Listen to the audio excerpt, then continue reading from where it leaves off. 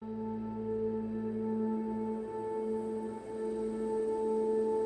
is here, among the rolling hills, along the endless road, in the wind.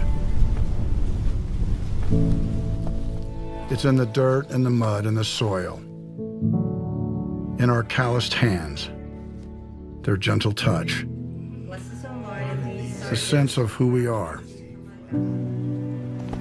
It is here in the fields and in the seed, amongst the cattle, the machine, in our towns and our homes, our blessings and our troubles, and the elders who know too much, and our children who know too little.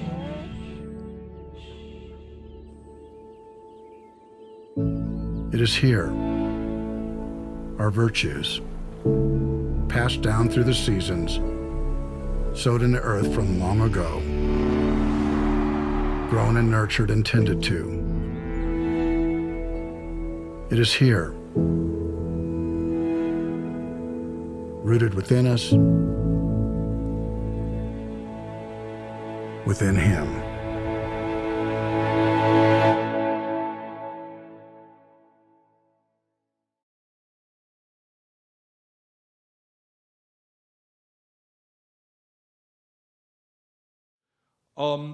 The second point that you make is one of trust.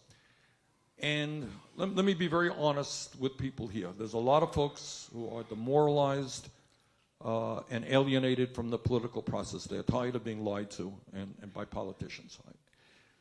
The message of our campaign is us, not me. All right? All right. And what does that mean? It means two things. One, that we are all in this together. That is, Americans and human beings, we will not turn our backs on people sleeping out on the street, people who are struggling with mental illness, people who cannot afford health care.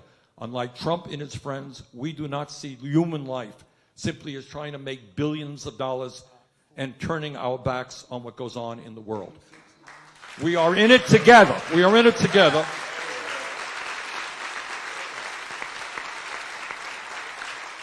Wow!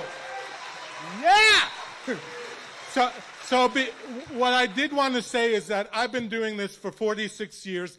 This is the first time these issues of rent control, gentrification, and displacement has been elevated to the presidential campaign level. Thank you, Senator Sanders.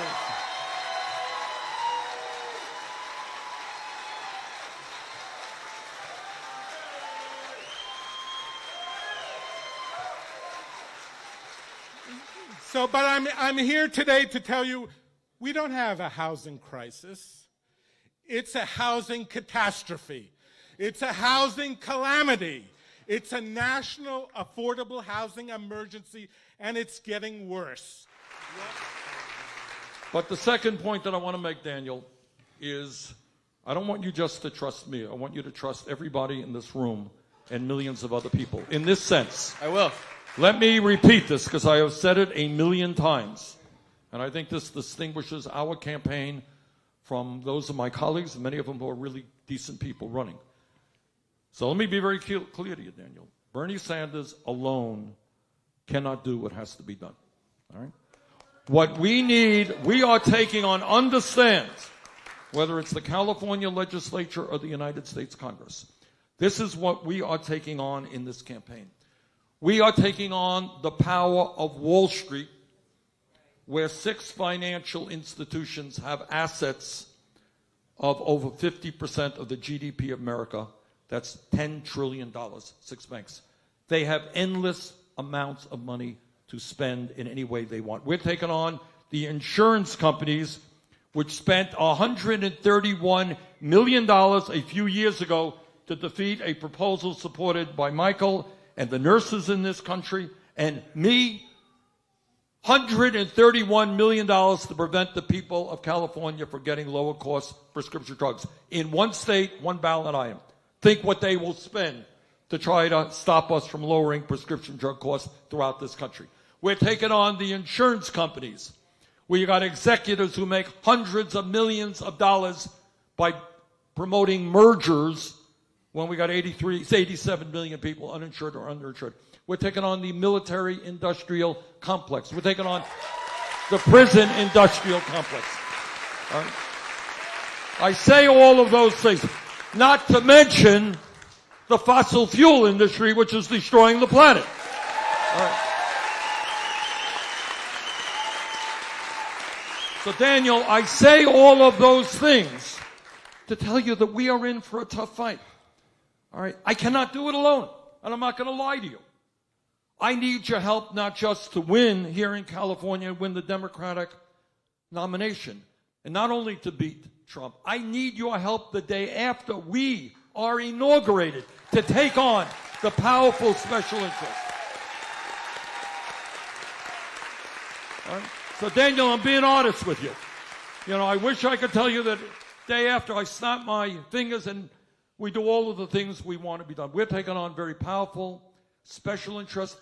You're taking on the real estate industry. They love the status quo. They love the idea that they can make a fortune by doubling rents or by throwing people out of the units and converting them into condominiums. We're taking them on.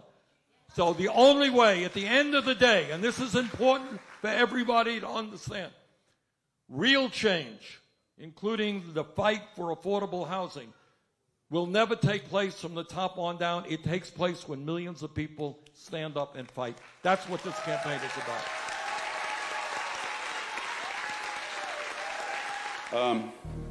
And I want to make it clear right here at the beginning, we are in a farm crisis.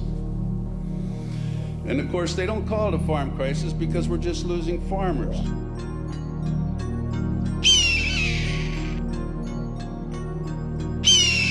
It's not a farm crisis in the books of the Farm Bureau, etc., until we have a banking crisis like they said in the 1980s. Before I continue here, I'm going to speak from the cuff here now.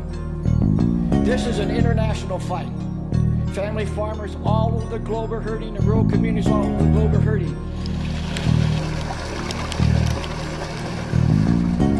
In this situation, the farmer is already stressed, and depleting groundwater levels are proving to be the last straw in many cases. Farmers have actually committed suicides when their bore wells stopped yielding water.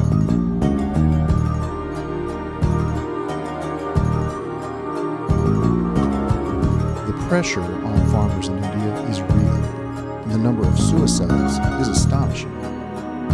According to the Indian National Crime Records Bureau, there is an average of 32 farmer or farm worker suicides per day across India. While that tragic fact can't be wholly attributed to falling groundwater, it is clear that failing wells is an important factor.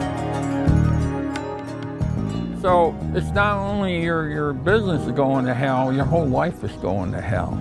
The suicide rate in the farming occupation is 2 or more times the general population. The impacts of factory farms, there's many. Our schools merge or are closed, our rivers are polluted, our hospitals are closed. We are being taken advantage of. We need change out here, and that word is associated with Senator Sanders on everything. I come from one of the most rural and most beautiful states in the United States. I will not write off rural America. What happened? That, 30 years ago, what is called alternative agriculture and niche agriculture today was mainstream agriculture 30 years ago. We had markets and we had family farms.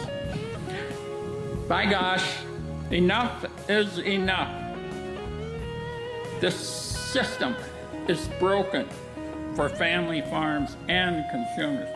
This system will crash, I guarantee you, sometime. And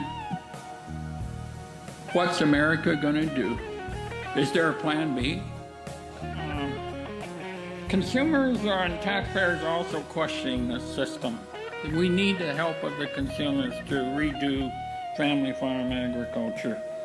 And, they're starting to care about what they eat, how the animals are treated, the pollution, the because there needs to be a Green New Deal in agriculture.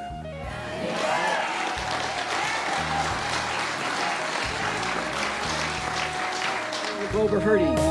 You folks alone, working with family farmers and workers working together, can change this thing.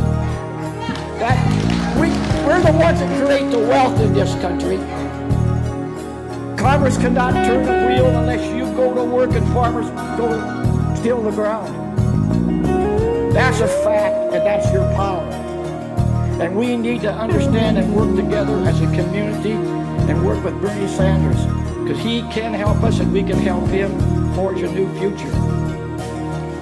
You've got to understand your power. That's all there is to it. Percent. That ain't right, and we're going to change that. In other words, we need competition.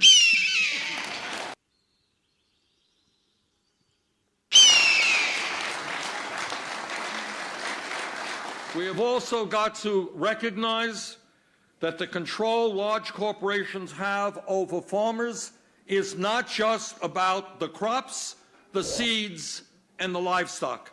It is also about farming equipment. Unbelievably, and I think most Americans don't know this, unbelievably, farmers are unable to even repair their own tractors. And tractors cost what? At least $150,000? All right? People are spending $150,000 for a piece of machinery. You know what? I think that the person who buys that machinery has a right to fix that damn piece of machinery. But more and more of our cropland is controlled by foreign corporations and governments. One agricultural publication estimated, and I quote, the government of China now controls more than 400 American farms, consisting of 100,000 acres of farmland, 33 processing plants, and 1 out of every 4 American hogs, end of quote. As president, I will put the Secretary of Agriculture on the National Security Panel that regulates foreign investments in the United States. Rural America as it is dying. Needs to change.